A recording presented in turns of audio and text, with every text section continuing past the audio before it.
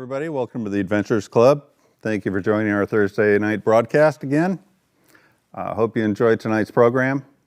I have with me tonight Ken Freund.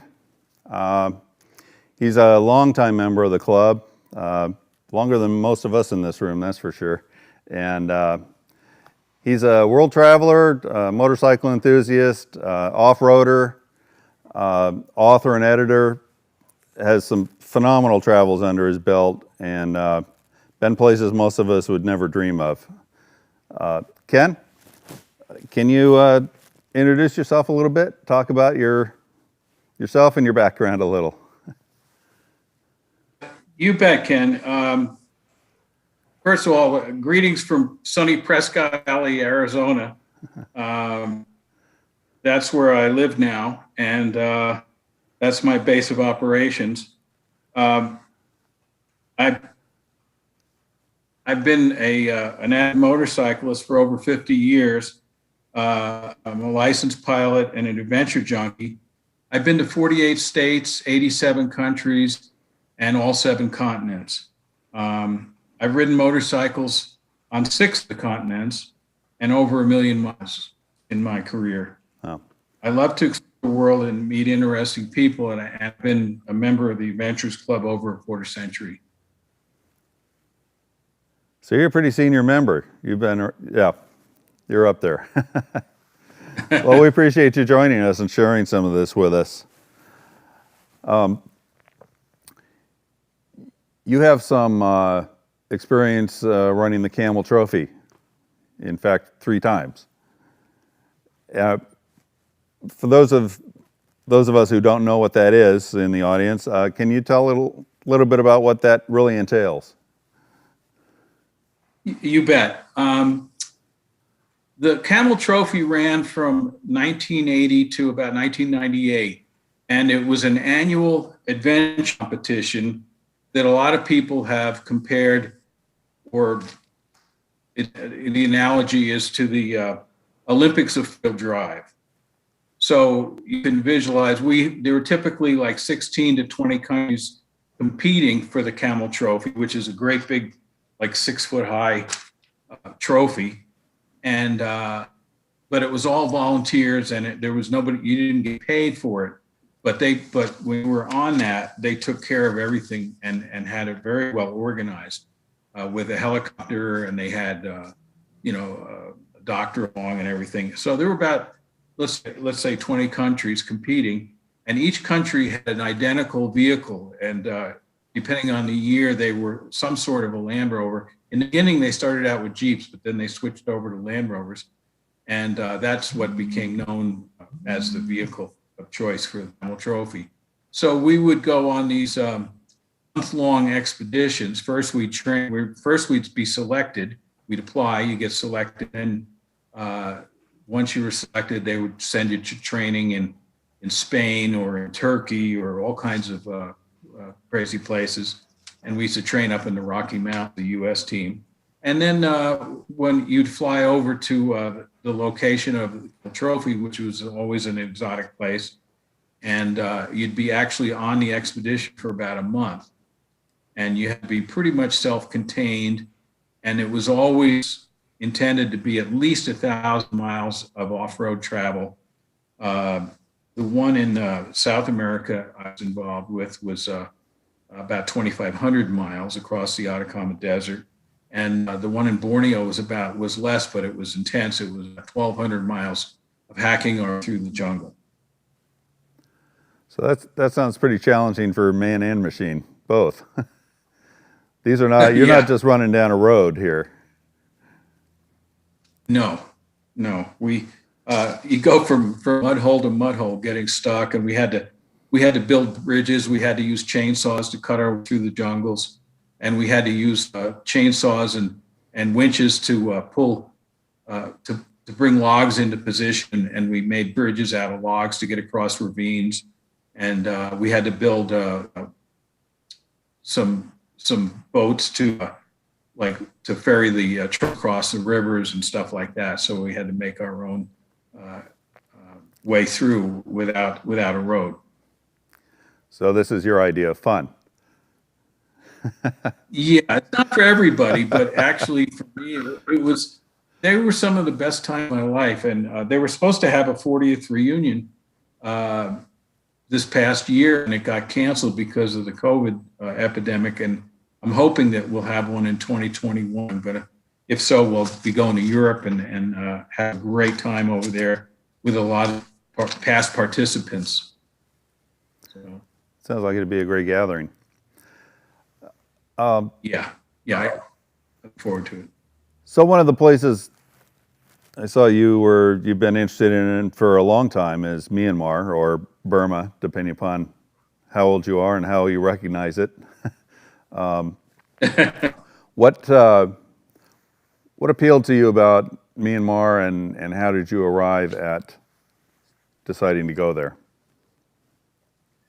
Well, to start out with, I guess I'm a history buff, and my father fought in World War II in the South Pacific, and I knew a lot of veterans growing up. He was in the American Legion and stuff, and I knew a lot of veterans that fought over there. I knew guys that were pilots that flew the hump. I knew guys in the Flying Tides. I knew some of the Doolittle Raiders that landed in China. As you know, Doolittle was a member of the club. And so you have this history of these guys going from India through Burma to China. And they built the Burma Road and scratched that out of the jungles and mountains. And you had these, supply lines coming from India with these heavily overloaded trucks and these terrible roads with these brave guys. And you had guys flying the hump with C-46s and C-47s and flying, in instrument conditions without instruments and crashing into mountains. And there's quite a history there. I have a little bit of information here to share if we have a moment. Sure, please. Is that okay? Okay. To understand Burma, brief history is in order. Today's nation of Myanmar has been the province of Burma within India. The British colony of Burma was part of the British-run empire of India from 824 to 1937. Burma was separated from the rest of the Indian Empire in 1937, 10 years before India gained independence from England in 47. In recent history, Burma, or as the government has renamed it, Myanmar, has been governed by repressive military rule. The ruling military junta, which began in 1962, changed the country's name from Burma to Myanmar in 1989. During this time, it was difficult for Westerners to visit the country, and few did so. Leading up to my trip, however, the government had become somewhat less restrictive, which allowed me to visit Myanmar's transition from military rule to democracy, and that began a decade ago. It was trumpeted as a strategic victory for Washington, D.C., right in China's backyard. As you know, the northern border of Myanmar is shared with China. Eager to blunt Beijing's influence, Myanmar opened its doors to diplomatic and commercial ties with the West. Unfortunately, this February 1st, just a few days ago, Myanmar's military seized power in a somewhat bloodless coup, detaining Aung San Suu Kyi and other civilian leaders. I apologize in advance. I'm probably going to slaughter some of the names that they use there. He announced that the top general is running the country. This takeover pits the foreign policy strategies of the U.S. and China against each other, and it's thrust Myanmar into the front lines of an increasingly geopolitical competition. The U.S. approach to Myanmar leading up to the coup has been to push support of the civilian government for democracy and human rights. The focus of Beijing, on the other hand, has largely been to support the restrictive military rule, which is more aligned with China and their way of doing things.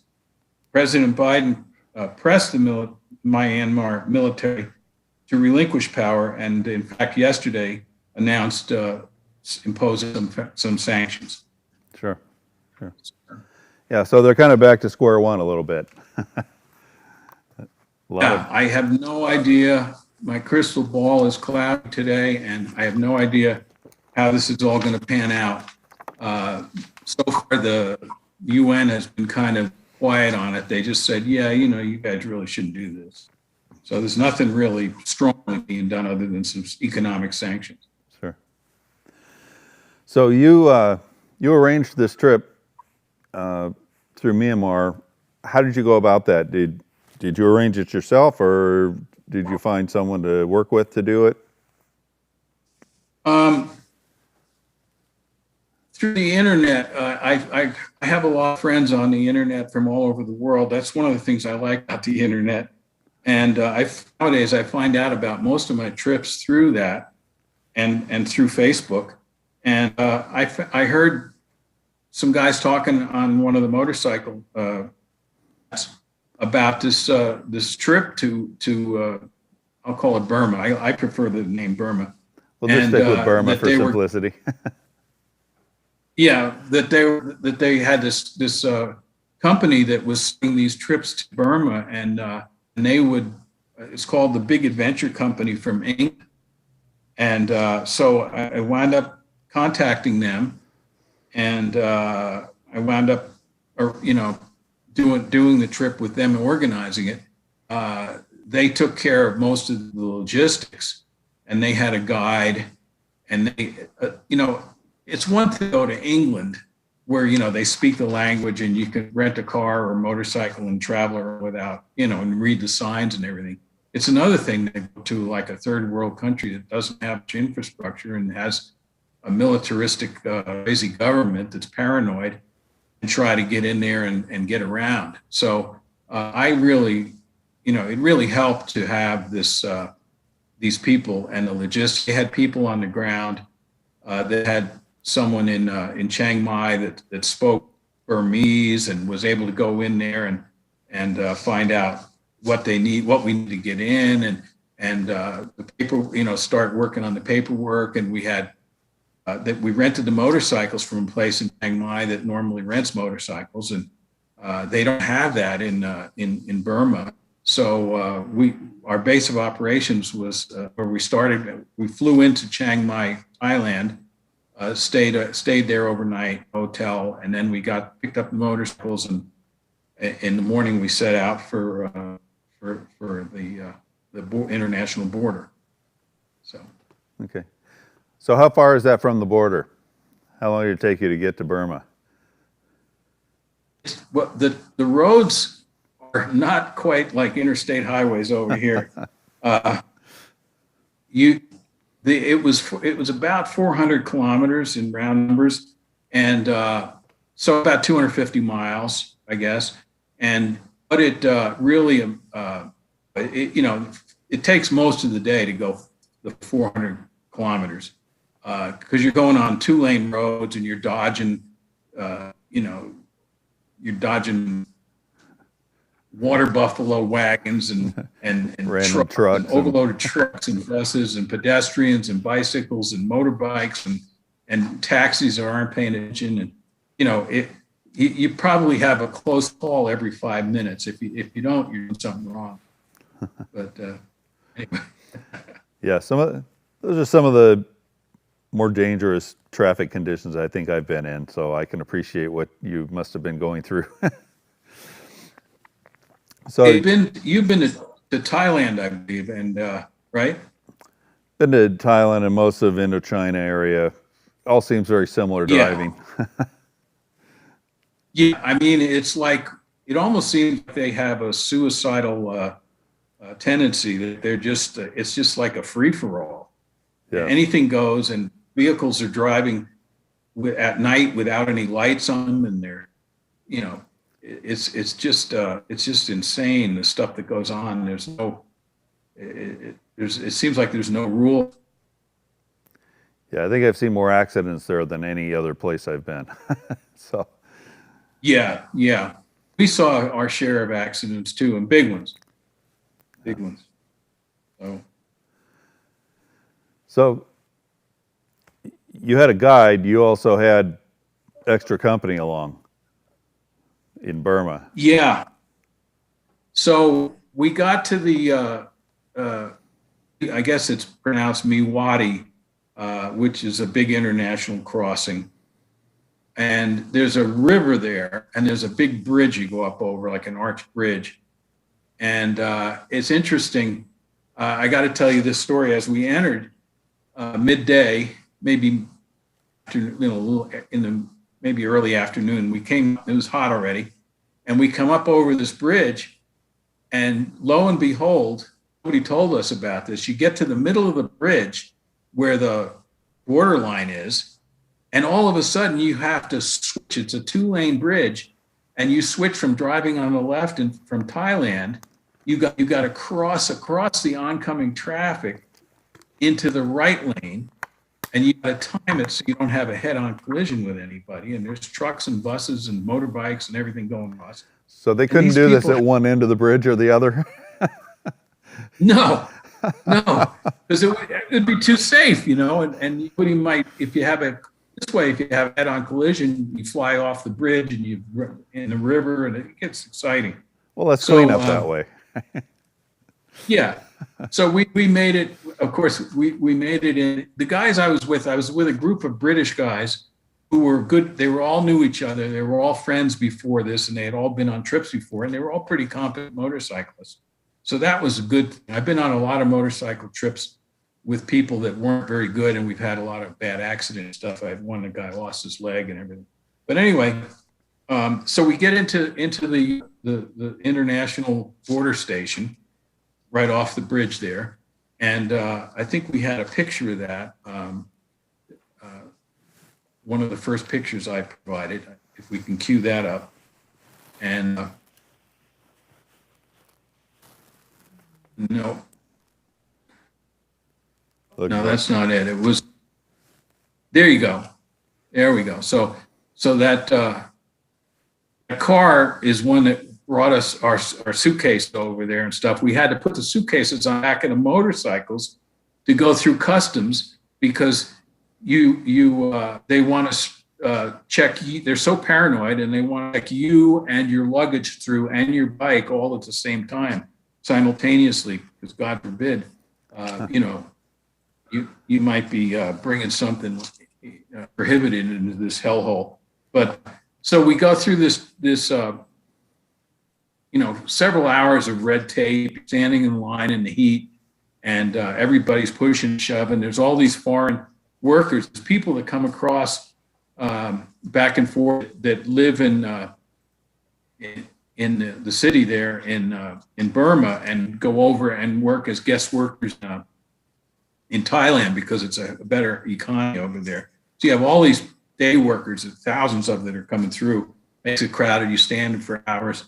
We got through, and then to answer your question about our accompaniment, what they required was that we have a car. That there was a government car that followed us, kind of like North Korea, and you had these two government people that employees that went with and minded you the whole time you were there, right up until you stepped back on the bridge. And they monitored everything we did, everywhere we went.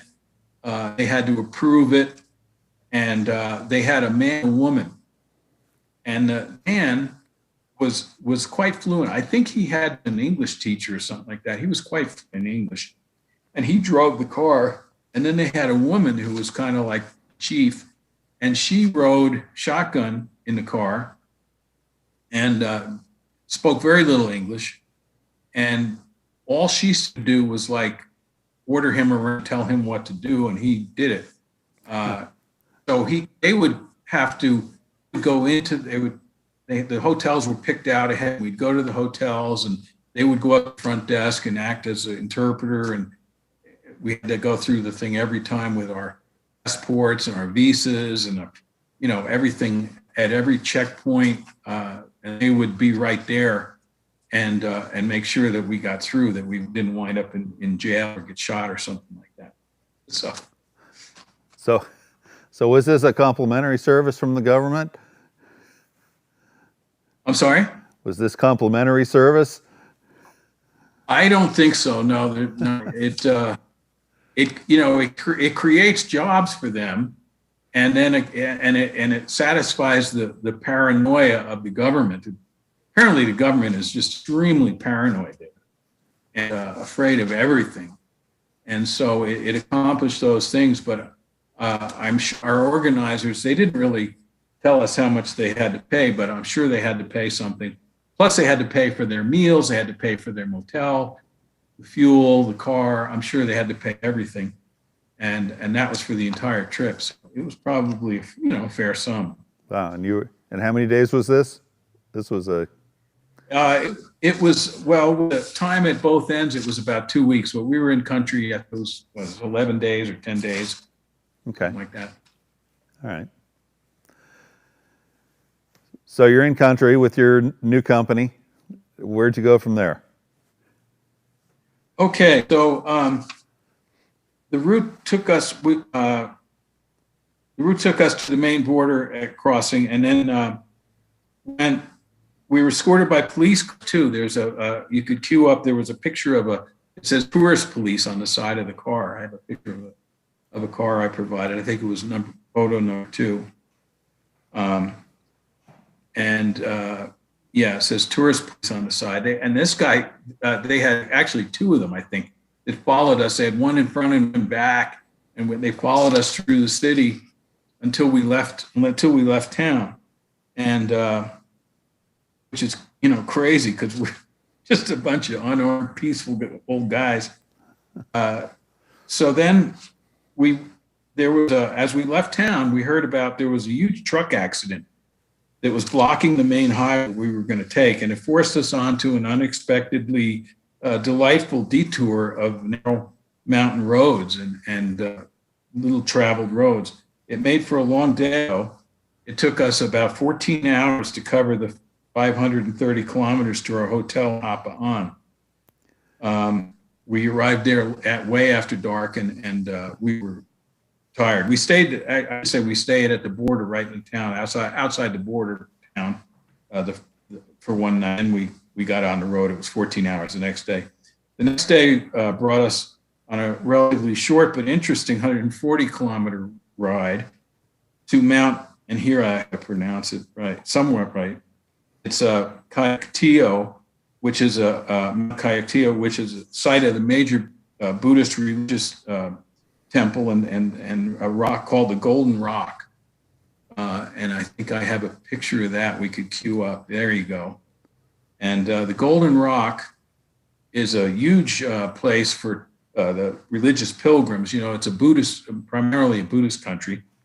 And the pilgrims come from all over to visit, pray, and give offerings at this ancient site. We took an open bus ride, kind of a rickety bus, up the mountain. There's a single lane mountain trail or road that goes up and winds around up to the top of the hill. And it was quite a white knuckle ride for sure. Some of the people got out and kissed the ground when we got off. But it's a big temple complex up there, and there's quite a bit up there. So that was really our first real touristy place that we went to. Yeah, that Gold Rock is a very iconic image for the country, I think. One of the big destinations. Yeah. So from there, we took about a 340 kilometer ride following from Kayaktiyo to these places are so hard to pronounce. It's Naypyidaw, I think, and that's the new capital, brand capital city, which is supposed to replace Yangon. Now, Yangon, we skirted Yangon, and it was such a big, crazy metropolis. They said you'd get stuck in traffic jams for hours. Yangon used to be called Rangoon during World War II. You probably heard of it as called Rangoon. And this Naypyidaw, it had a huge about an 8-lane, 12-lane highway leading to it. It's out in the middle of nowhere, and it's essentially empty. And you'd almost think it was abandoned. But it seems the government wanted an appearance of grandeur with these giant buildings and vast squares and huge wide roads. So it's kind of a showpiece, I imagine, for whatever reason, if they're trying to impress foreigners or whatever. But there's hardly anybody there. There's hardly any tourists, hardly any foreigners. Never saw anybody hardly walking around there. So at least you're safe on the road for a little bit. Yeah. Unless we ran into each other. But you said the city is also essentially almost vacant. Yeah, there's hotels. They must spend a fortune. I can't imagine where they got the money from, because the country is pretty poor.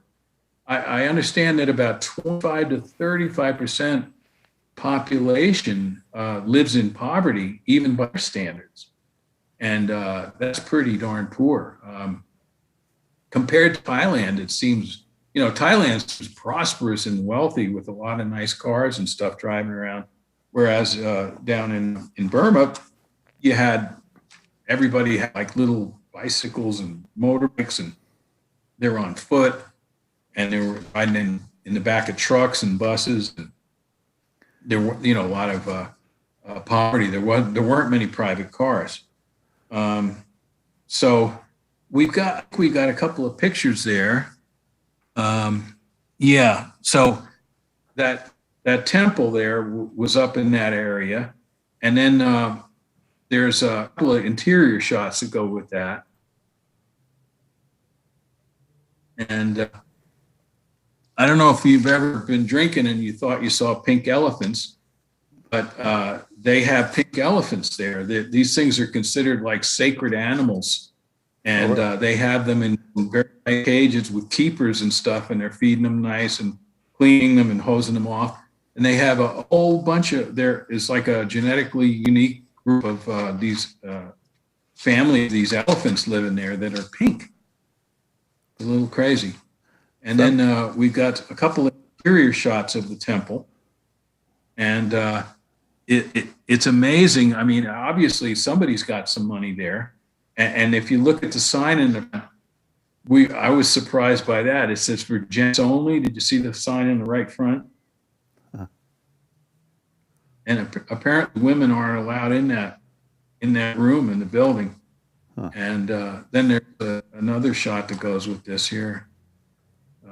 I mean, look at that. It's after all the dirt and crud we saw, and then you go in there and it's like, whoa, very nice. And then outside there, we have a picture of I think there's a picture of a couple of monks that are walking. Yeah, there you go. This was outside the temple, and there's a very large temple ground, and there's like marble and everything. It's beautiful. And some of their temples are really nice. Amazing that they come up with the money, and the workmanship, of course, is crazy. The amount of time and work that they put into these religious structures. So the wealth is pretty well concentrated away from the people, generally. It certainly appears that way. And, the Buddhist religion goes back a long ways, and apparently, and of course, I'm sure they're tax-free and they have lots of donations, and over the years they've accumulated this wealth. But they have some pretty nice properties and some pretty nice stuff. It's impressive. So, So you go from like the superb to this, to the worst dumps. You could have like an incredibly gorgeous hotel or something in the backyard. You've got like pigs running around and slop. It's kind of funny. So, do you have any questions about that? Well, so you're at least not insulated from the real countryside. Yeah, you get the smells, if you know what I mean. Yes. One thing about a motorcycle, you don't miss. You're in a different place. You smell everything, good and bad. You smell the flowers, you smell the fresh cut grass, but you also smell some of the other smells. So then from there, we headed on to, for 230 kilometers, we headed toward Inle Lake. And approaching from Mountain Road above, we work our way down on these switchbacks, and our first glimpse fills a vast expanse of water in the distance, which fills an entire long valley between peaks, mountain peaks. And I think we have a picture of this kind of a hut up over at the top of it. There's the road coming in. There's a hut, and there's like a hut with under construction next to it. If we could cue that up.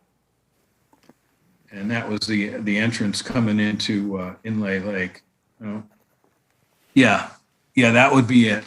So this gives an idea of what the countryside is like. You have these are not fancy temples, and the one on the left is under construction. So I like that. You could see how they're made, how simple they're made, and cheaply they're made. And then the lake, the valley, and the lake are right behind this, down behind there. And so maybe we could cue up this picture while I talk about this. So the lake is several unique species of fish, and it's teeming with migratory birds. It's also home to the Inta people, many of whom live in villages with houses built in the lake. And many rely on fishing for a living, while some others now cater to the tourists like ourselves who are starting to find their way to this unusual place. We spend day 5 on a small boat tour, visiting the fishing village at the far end of the lake. And there's a picture of my guide, the Burmese guide, with a map next to it, and we could cue that up.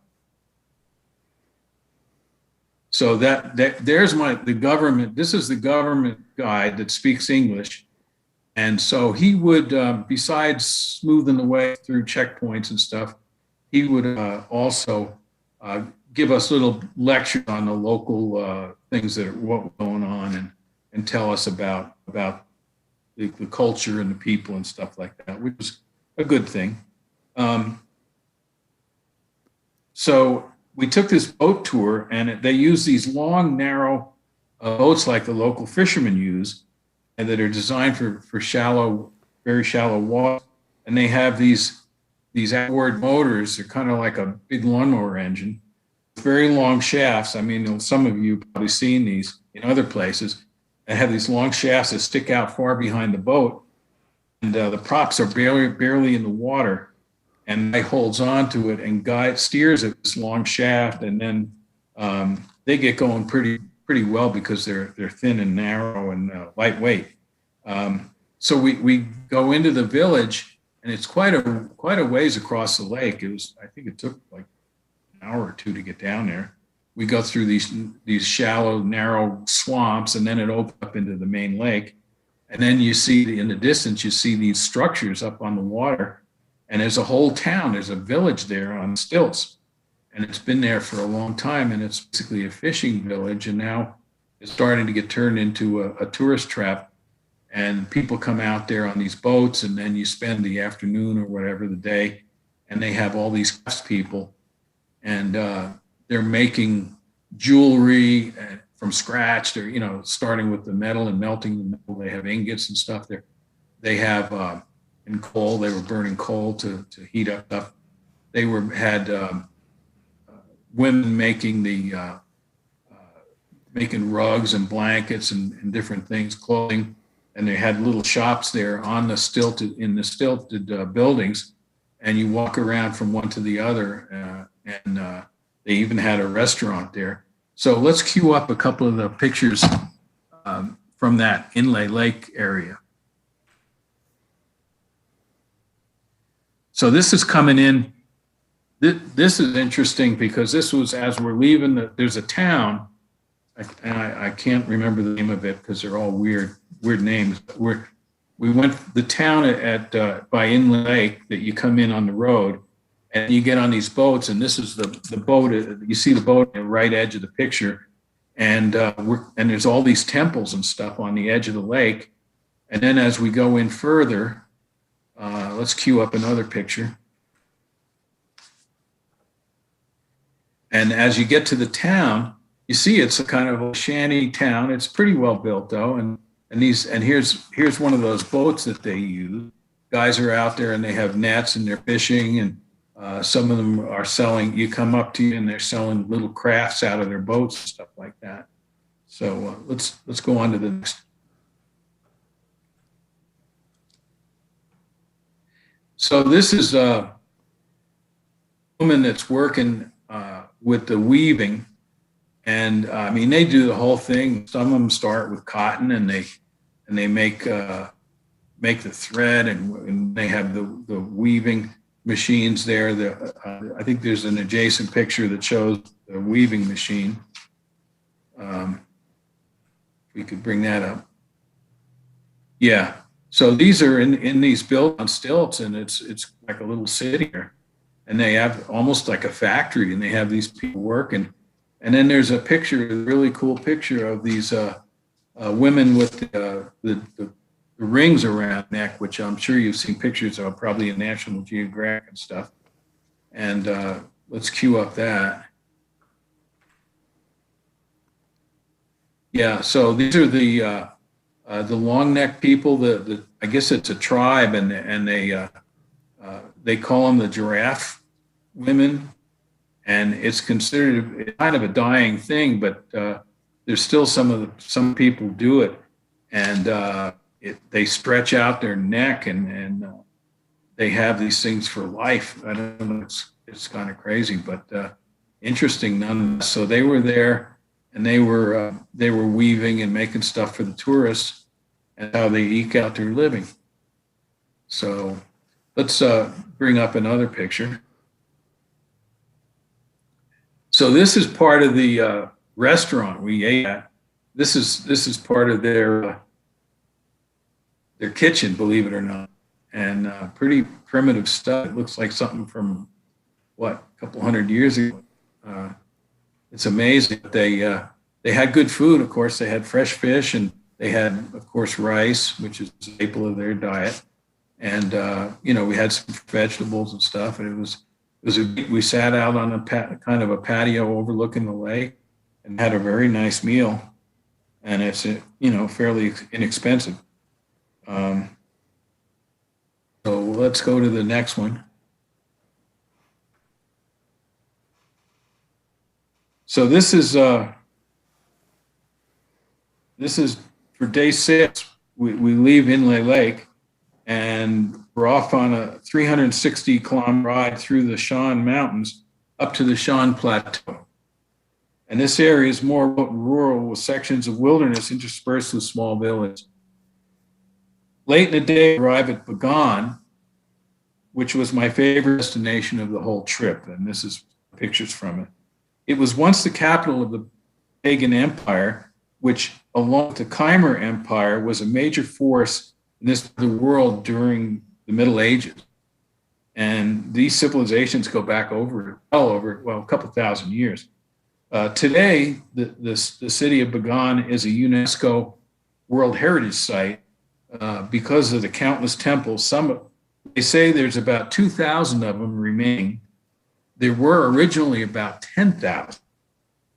These ancient relics went back over millennia, once covered Burma's Central Plains, but time and earthquakes have taken their toll, and today only about 20% of them remain.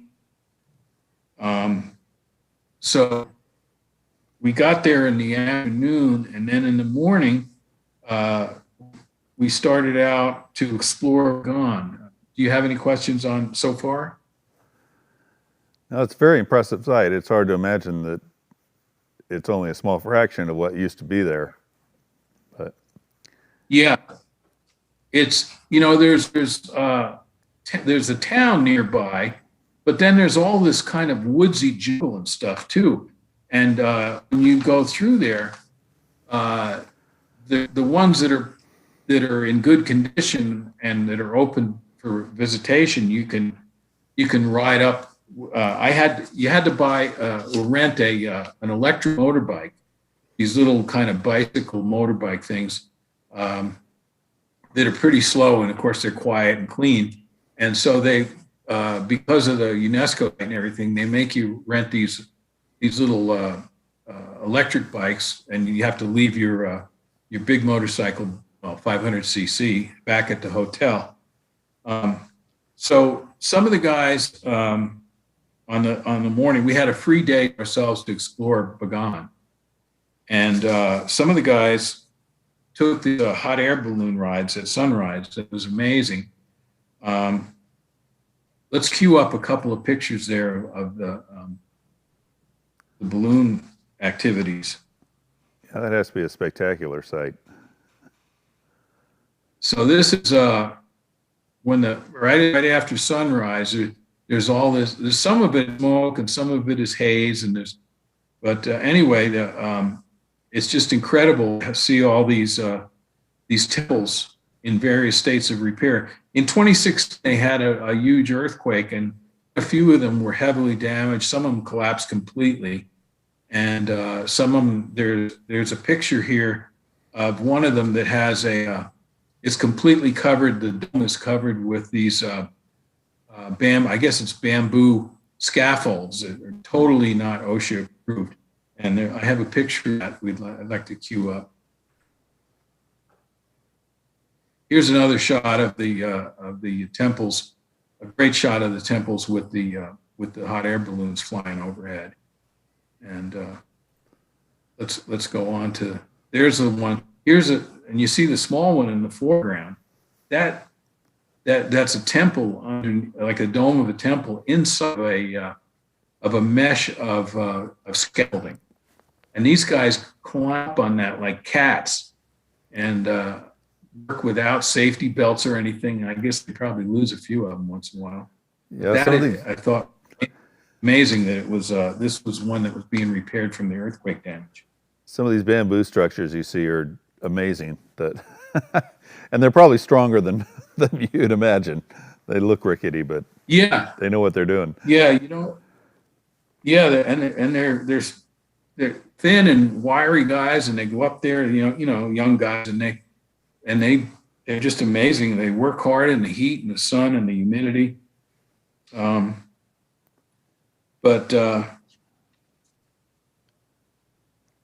It's incredible how thousands of these ancient buildings were built by individual families. The wealthier the families were, the larger the temples that they could afford to construct. And in Bagan, the sunset is the magic time, and sunrise, of course. And we went up and watched the sunset from one of those temples. We got up on one of the higher ones and looked out across, and it's just awesome to see. Can you give us an idea of the kind of the range of sizes? Because the photos that I've seen, they seem to vary quite a bit in size. Yeah, I mean, some of them are like like a small room in a house. And I don't know if maybe 8 or 10 people could fit in if you're lucky, or less. And these were the poorer families. And then some of them, like that one you see with with scaffolding on it, are like 10 stories high or more, 10 or 15 stories high. There's one. Unfortunately, I didn't provide you with a picture of it, but there's one in the central square of Bagan. There, they have this giant temple that's in the center of things, and that's a lot of the tourist buses and stuff pull up there and unload. That's the big gold-colored one. And it's it's pouring with tourists. Whereas I like to get away from that, and I was out with the bike. I went out to the more rural ones and got to see some of the stuff without the people pushing and shoving and crowded. Yeah. So, now, do you know these temples, were they primarily monuments, or were they actually used as temples by the families? I believe were mostly used as temples. And And the people are quite religious, and they would I guess hold services there and pray and stuff like that. And it was a social thing, and it was a class thing, of course. So, if you could have one that was big enough to host large gatherings, it was quite an honor for you. People Sure. looked up to you. So imagine like the business people stuff that had the money, they were the ones that built and had those. Thank you. So, where did you end up next? Well, the next day we did about 350 kilometers. We left the flat plains where these temples were and ancient pagodas of Bagan, and we started up on the mountain roads that we returned to, and we started on these switchbacks and steep grades. Really challenged all of us as riders. They were rough and bumpy and unexpected. You come around a corner, there'd be holes and washouts and stuff. Some of them were dirt, some of them were paved. And we've got a picture of a jackknife truck. They don't seem to care too much about how small the roads are. And there was a flatbed 18-wheeler that was used to carry construction equipment for the road. They were actually built up further. They were leaving the road for the first time. And I've got a picture of this 18-wheel flatbed that's jackknifed, and the trailer is across the road. If we could cue it up.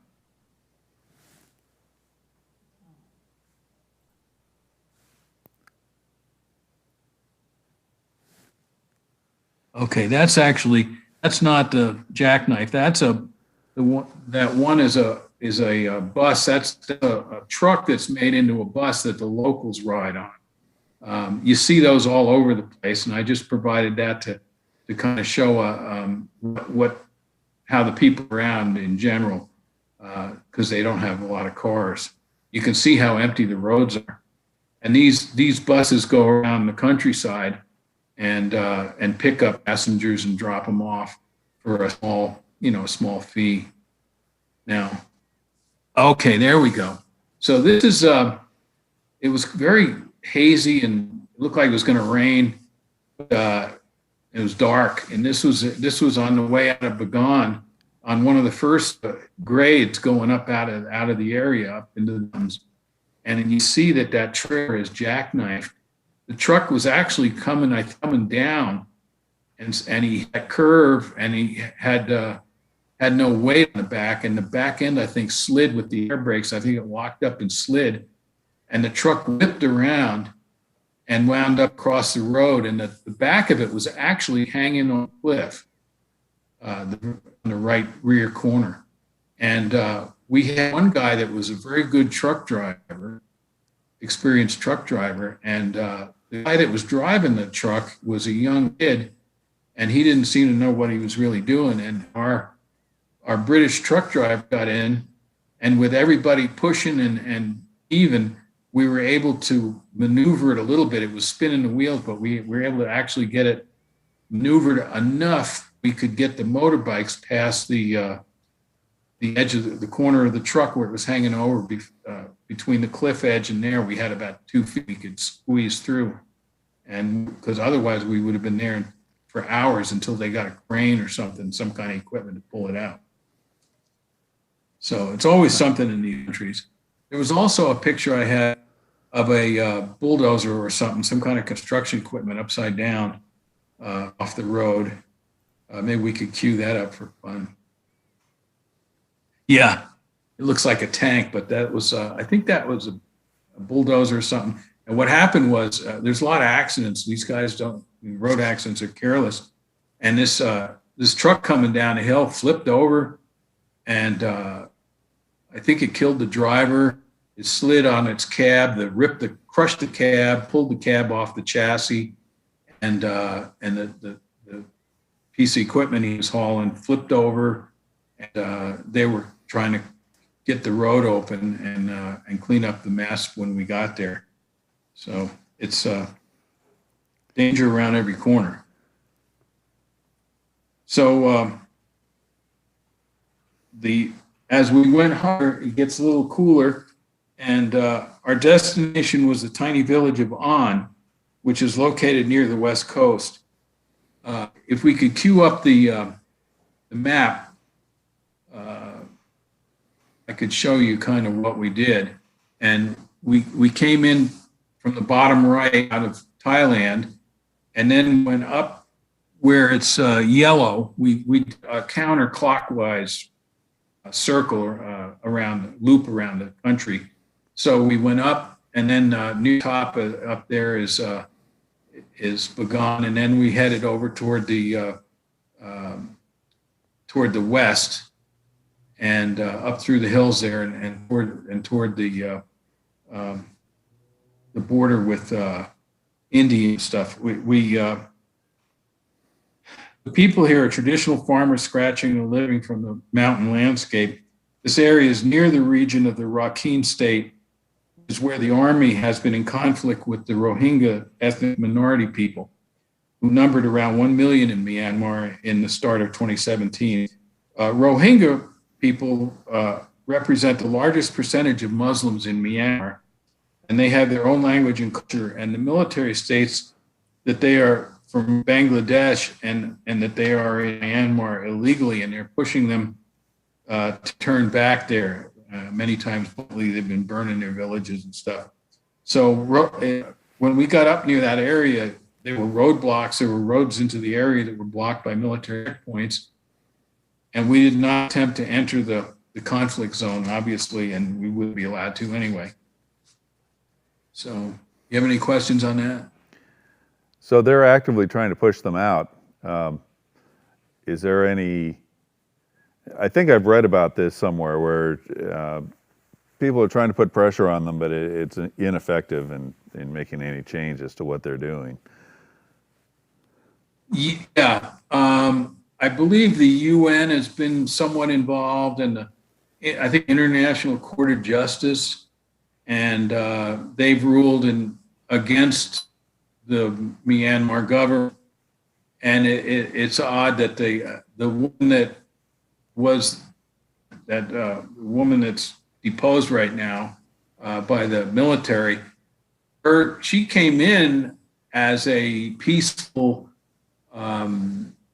sweet and nice leader, and now she's defending their actions against the Rohingyas. So it's a big conflict, and it's involving roughly 1 million people, and they've been pushing it out into Bangladesh, and I don't know what's going to happen from here. It's kind of hard to tell, but the military, they keep everything under their thumb, and they just don't let up the road. They have gates and guys with guns. No, you can't go there, and that's the end of it. Wow. So on day 9, we start the descent from the highlands to Gua, which is 360 kilometers distance. I guess that's about 40 miles. The scenery changes gradually as we watch trucks and buses. It gets busier on the narrow road. Later, we find wider coastal roads leading to Nagapali Beach. During the afternoon, we skirt the huge Bay of Bengal, which is the world's largest bay. And it looks like an ocean, basically. With rugged mountains to the left and the coast vistas on the right, I found it very hard to keep my eyes on the road. I was constantly taking pictures while I was riding and pulling over to take pictures and stuff. It's quite stinking, and it's pretty rural, so it's kind of unspoiled. We end the day in Gua at a motel on a private beach. It was kind of, to be honest, it was kind of like a dump, but it was a cinder block building with a cement floor, and it had very basic amenities to it. But that's how people live there. So it was actually, it's good to see that and humble yourself once in a while, I think. So getting near the end of the trip, on our 10th day, we're back on the steep, twisty mountain roads for the last time. make our way 330 kilometers from Gua to the ancient city of Bago. Bago is quite a big town. On day 11, we ride 240 kilometers from Bago to Miyawadi, which is the border crossing, across the Central Plains and over the wide Sitang River into the Mon State where we have our lunch. That, I forget exactly. I mean, that river that bridge was like a kilometer long. It was big. It was a great big bridge. And our last stretch in Burma is across the Cayenne State to Hapa On. Day 12 starts with the border crossing into Thailand and a long 400-kilometer dash back to Chiang Mai. Our guide, Alan Kelso, was an American that had moved to England, and he was a very good rider and a great host and a great guy. He managed to keep his composure regardless of the situation, always was diplomatic. Everyone made it without it and seemed to enjoy the overall experience. So if you'd asked me, would I do it again? Certainly. Although now with the different conditions, I'm really not sure what it would be like. Might not be the same experience. Yeah. So again, I've been lucky that I got in and out of a place at the right time. I don't always do that, but once in a while I hit it right. So I guess we could, open it up to questions now if anybody has anything. Yeah, do we have questions in the queue? Sure do, gentlemen. We got some good engagement in the chat tonight. Thank you all so much for tuning in. Our first question comes from Gary Mraz. Gary wants to know, what did this tour cost, and can you do it today? I haven't checked to see if you can still do it. I did look on the Big Adventure Company website, which is again out of England, is active. I looked today, actually, out of curiosity, and they are doing tours. I didn't see any itinerary for Burma. So you contact them by email or phone, and you ask them what's going on. They have a number of other interesting tours, and they were a pretty good company, pretty honest, fair. They weren't dirt cheap. As I recall, I think it was around close to 4,000 pounds sterling. So actually, it wasn't a cheap trip. But, thank you so much. Hope that answers it. For sure. Thank you so much, Ken, and thank you so much for the question, Gary. Next question comes from Bob A. Bob A. wants to know, how many bikes/riders were in your group? How did you find your accommodations every night? Were they part of the tour? And how was the food? Okay. Good questions. We rode Honda CB500Xs, I believe they were, and they were in excellent condition. Our motels varied considerably. There were some that were really quite luxurious, and they were kind of like for the elite, in some of the bigger towns, bigger cities. They had very nice accommodations some of them rival anything you'd have in this country, in a 3-star hotel.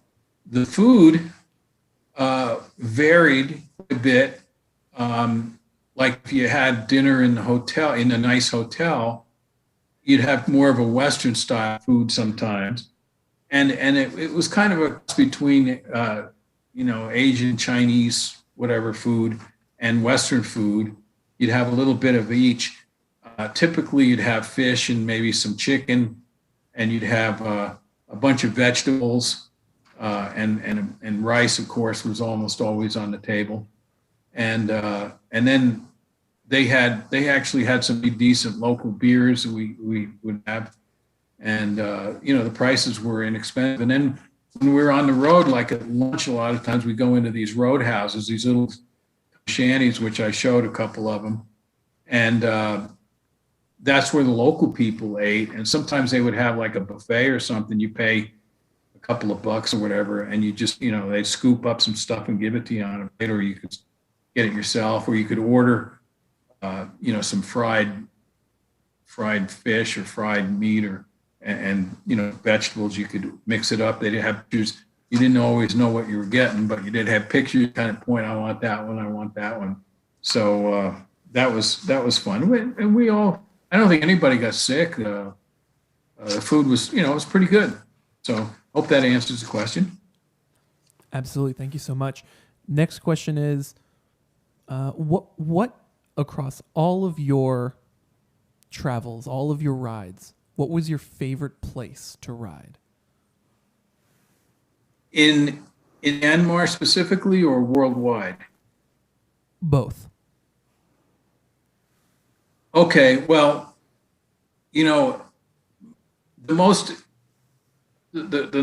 enjoyable place for me was Bagan. I've seen pictures of it for decades. I've been looking at pictures of that in different travel magazines and stuff. And I thought, oh man, someday I got to go there. I got to see that.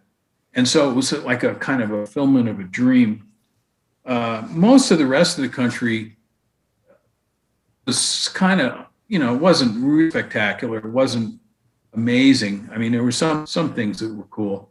And I like mountain roads. I mean, some people don't like them, but I enjoy, ripping up the mountain roads with a bike at breakneck speed and trying to catch up, but not actually doing it. So there's that. Now, as far as worldwide, it's hard to beat some parts of Switzerland and the Alps. There's just some incredibly beautiful places up in the Alps. I've seen them some in Austria and in France too, up in high country. But in Switzerland, I mean, it's pretty magic. And it's so beautiful and perfect and safe and well kept and everything. So I would say it's the nicest and most beautiful, and the roads are incredible. So the scenery is just to die for. So it's pretty hard to beat Switzerland for that. There's a lot of other places in there that are having their incredible places. Almost every country has something that's really cool or interesting. For sure. Thank you so much. Next question is, how does being on a motorcycle change your experience versus being in a car? Great question. And here I go plugging motorcycles. It gives me a chance to plug motorcycles. Motorcycles are obviously potentially dangerous. They're exhilarating. Not everybody gets killed on them, as I'm proof of. I've been riding since I was a kid, and over 1 million miles, and on every kind of condition, including ice and snow and floods and everything else, and through the Himalayas. But a motorcycle, you don't have this box around you. You don't have this cage around you. If you're on a train, for example, going across the countryside, you might be on the Trans-Siberian Railroad or something like that, or in Burma, you can't stop when you want to. If you see something that's like, wow, that's really cool, it's like, it's gone. So you can't stop. You can't go where you want to. You can't do it when you want to. You have to do it on the schedule of the train. And the same thing pretty much for bus. You can't get out, you can't go off and on and as you want to when you see something you'd like to see.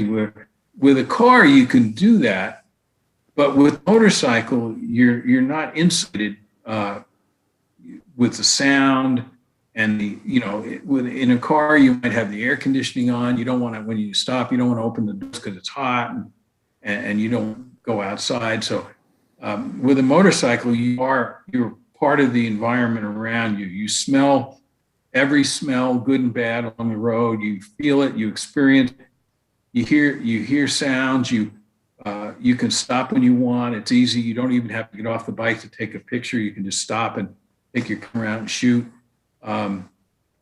You're also not insulated from the people much. So when you pull up to a stop, like at a gas station or at a restaurant or something, you wind up meeting people in the parking lot. They may come over and ask you something, or sometimes it's just with sign language. Sometimes, of course, they speak English or you speak their language. And so you're not isolated from the people. You get to meet a lot more people. And people, for some reason, like to talk to cyclists when they see them, like with trap. When you have your luggage and everything and you're doing long distance there, people are fascinated by that, and they want to talk to you. And so you have a lot more, and you get invitations. Sometimes people say, oh, why don't you come and have lunch with us or dinner with us, or let me show you around the town. I had just incredible experiences by being on a motorcycle instead of being hauled off in a car. When you're in a car, you generally just talk with the people with you in the car, and you don't have as much, play with the, you don't have much interchange with the outside people. For sure. Thank you so much for that. That was a great answer. Next question from the chat comes from two people, Tom Dietz and C Jungle 200. Question is, where are you going next? Huh. With this COVID thing, I missed a whole pretty near a whole year. And that just irks me to no end. I just got, like 2 days ago, I just got my new passport. My passport was expiring, and I couldn't actually go to these places because they require you to have 6 months remaining on the passport when you go there. So I'm kind of working up a couple of different ideas. A lot of times, one of my friends or an acquaintance or somebody I know will come up with something and say, hey, let's go to Alaska. In fact, one of my old friends from high school just contacted me today, and he said he's interested in going up to Bryce Canyon and up to and maybe up to Alaska from the East Coast. So stuff that comes along, and I try to remain open to it, but I don't have any motorcycles of any significance scheduled right now, but that hopefully could change any minute. I've got 6 motorcycles sitting out there, and they're all calling me to give them a little exercise. So it's been cold here where I live. We just had snow and stuff. We might have some snow this weekend, but the siren song of the motorcycles is there, and it's just a matter of time.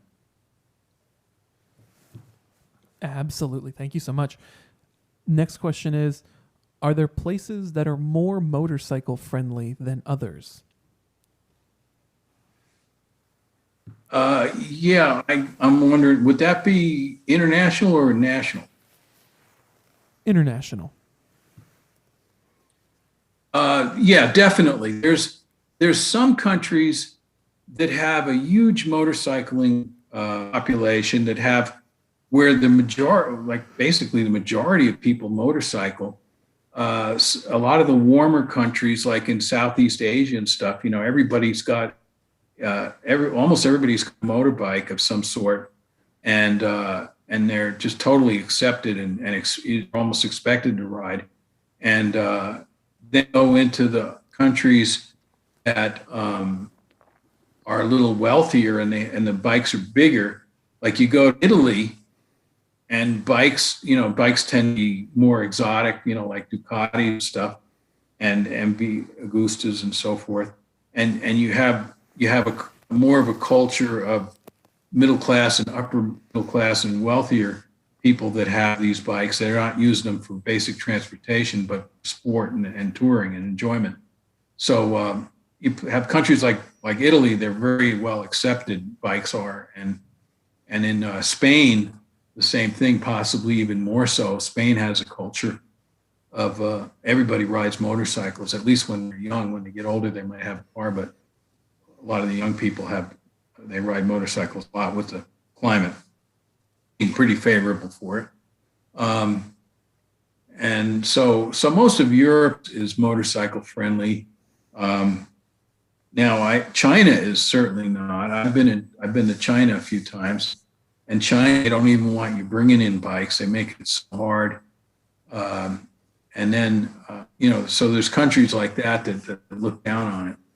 And so there's quite a difference between the different ones. Thank you so much. Final question from the chat tonight. Thank you, thank you everyone so much for tuning in and for engaging and asking questions in the chat. Final question comes from Carrie McCann Good. If you did this trip again, is there anything you would do differently to further enhance the experience? Boy, that's a tough one.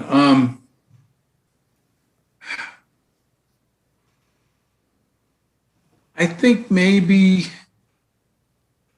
what you could do, the trip was kind of planned out for us, and you pretty much went along with it. You were there and you followed the leader and stuff, and you went where they went. The way you could change it or customize it would be to arrive early, maybe, and travel around Thailand more, or around Burma more, something like that, or in that region, and extend your trip rather than just arriving and then leaving after the thing is over. So that would be the main way. There wasn't really anything wrong with the trip, or as the people were cool, and where we went, the itinerary was okay. So it would just be before and after. Okay. Well, thank you. I think that was the last of the questions. So, Ken, thank you very much for all the preparation you did. We appreciate you coming on tonight. Fascinating program. Thank you, everyone, for tuning in tonight. If you liked what you saw, subscribe to our channel, share the channel and this presentation around to your friends. And I highly suggest going out and Googling Ken Freund and looking at all the other cool stuff he's done. There's a ton of it out there, and you can get lost in it. So thank you, Ken. Thank you. It's been an honor.